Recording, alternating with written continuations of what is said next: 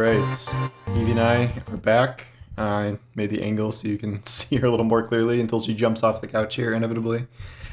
For another Destiny video. And I had already made my video yesterday when Bungie announced the big Witch Queen reveal date, which is going to be August 24th. So I thought I would spend some time overanalyzing everything about that because, what else am I going to do? I'm kind of obligated to, given what I cover here, and that is a pretty big announcement.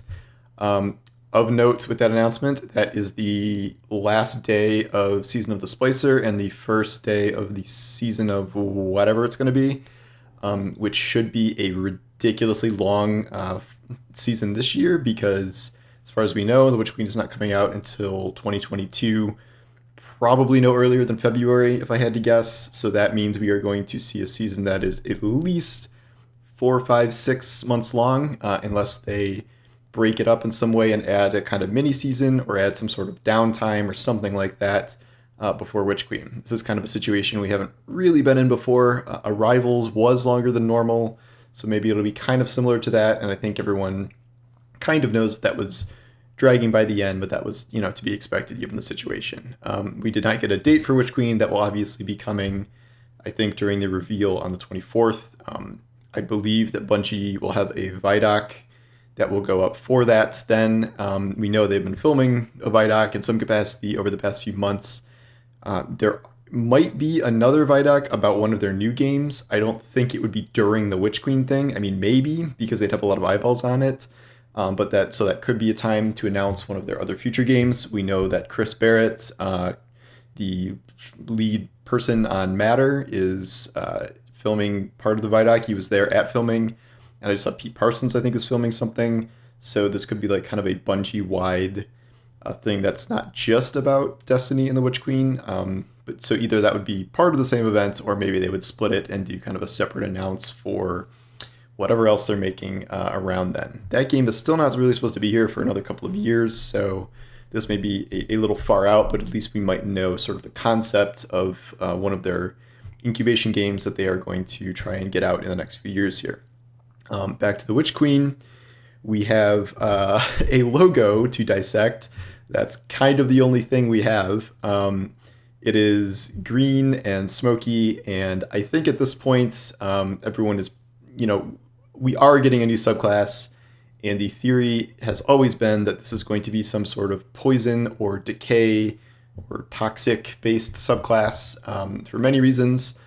We only really have two primary colors left to go here in terms of the color wheel of Destiny. We have green, and that's obviously the theme of this expansion, and then we have red potentially, I guess excluding black and white, but for what we assume are two remaining darkness classes to join Stasis, we have those two, and green is definitely this one. Green obviously brings to mind things like poison and toxicity and things like that. I guess it could be healing, but I mean, they're not going to do healing. They're not. And obviously in the game already, we have a few kind of poison damage over type mechanics. Thorn and Necrotic Grip are the two primary examples of this. We have smoke poison too with hunters and Le Monarch and stuff. So that's kind of a different type of poison. But we know that, it's probably going to be that kind of thing. And we'll see if it's kind of the aspect and fragment system like Stasis. I would guess yes. It would be weird to kind of have that whole type of system developed and then not use it for a new subclass. I am pretty much banking on Old Chicago being a given now. We knew that Beyond Light was going to be in Europa well before they officially announced that because of in-game hints and just the fact that it seemed kind of obvious. All the same clues are more or less there for Old Chicago. It has appeared in the lore after being not mentioned forever. This past year, it was in a bunch of the Wild Hunt lore and a few other things regarding around that time. We have seen the previews we've seen. It's the armor sets are swampy with hunters and warlocks and stuff wearing pretty much wader boots, and we know it's the swamps of Old Chicago. That is the setting. Swamp is not a setting that we've had in Destiny yet, and that would kind of set it apart from the other kind of overgrown areas like the EDZ. And Old Chicago is also an area that Bungie had concept art from way back, so it's kind of an idea they've been working on for a very long time.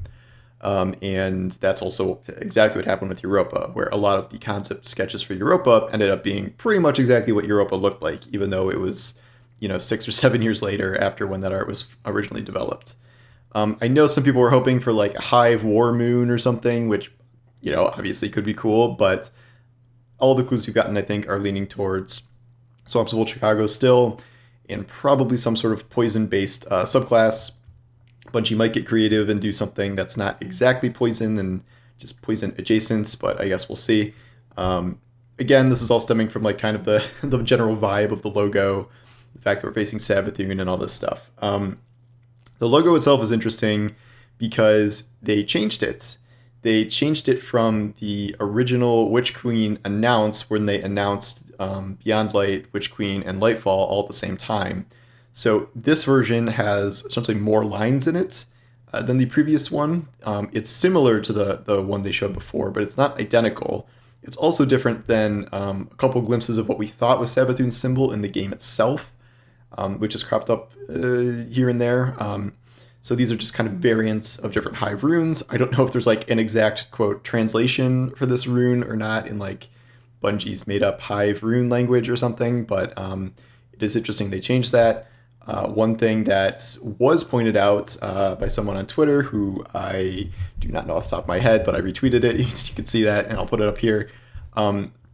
Is that the shape of the new logo perfectly mirrors the statue of darkness on the in the pyramid, and the one that Clovis Bray has. Pretty much the extremely tall, shrouded figure that looks vaguely like a human woman, but really tall.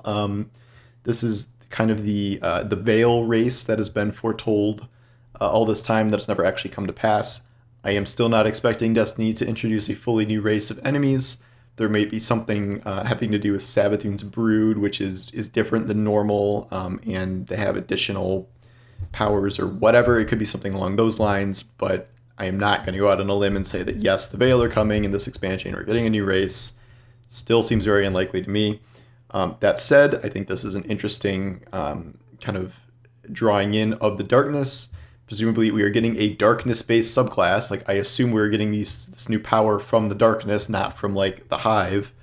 So it would make sense to have them integrated into the story.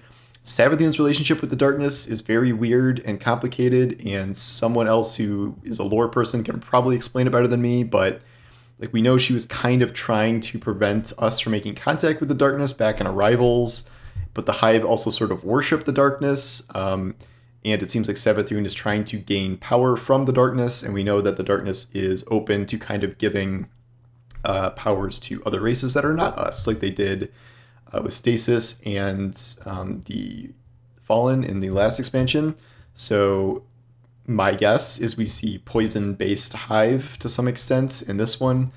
Maybe kind of what we saw similar to now, where it's only kind of like bigger enemies and bosses that have like, quote, poison powers or whatever.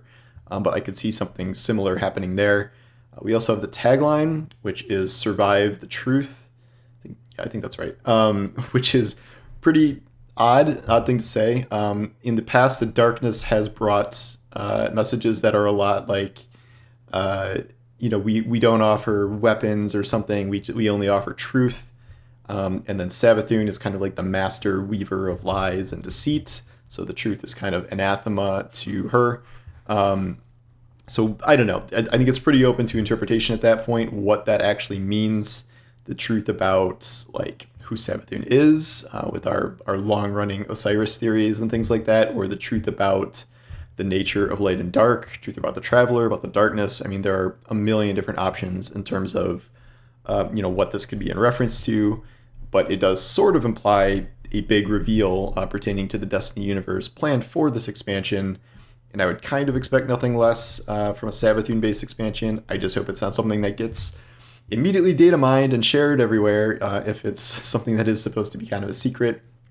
They might just pull a Cade 6 with Forsaken and use whatever the twist is as part of the marketing, if it's kind of core to the expansion. Cade's death was like a main selling point of the expansion, to the point where it was like physically impossible for it to be a surprise because it was like in all the trailers, it was in all the setup for it. The whole thing is about getting revenge for Cade. So we will have to see what kind of the nature of the Witch Queen expansion is. I do not know who will kind of be the main focus of this. For Beyond Light, it was obviously very heavily based on Elsie Bray and Clovis Bray, and then there were kind of like tertiary figures in the form of like the Drifter and Eris came along, but they didn't really do very much. I would be surprised if Eris was not intimately involved in the Witch Queen. Depending on what happens, like I feel like all the Crow stuff is being set up for him to become a major player, and it would be kind of weird to have this year of building Crow up and then have him not be in the expansion in a significant way. I believe Marasav is coming back as soon as next season. That's just a personal theory I have. And I would also expect her, as a longtime enemy of Savathûn, with the whole Dreaming City curse stuff, to be potentially involved as well. I guess we'll have to see. But those are just kind of my initial theories of who might be in play there. So yeah, I've read a lot into this one logo and this one catchphrase, but I mean, you know, a lot of this is kind of based on theories and ideas that we've had for a while. I don't know if the overlay thing is meant to happen or if it's just kind of a coincidence, but I think it does stand to reason that the darkness will be another kind of big presence in this expansion in a way where they have been pretty dormant since Beyond Light. They have really done almost nothing. Like the Presage quest is partially based on the darkness and its influence, and Callus kind of seeking out the darkness, but generally speaking, the darkness has not really been a thing for a while now. And that may change next season, or it might just change with the expansion, but I think they will probably start to take a more active role in the story. So those are my thoughts on the logo, and thanks for watching. Evie, you want to say goodbye? Do you hear your name? That's all we get is the ear perk up, but all right, thanks for watching, and I'll see you guys later. Take care.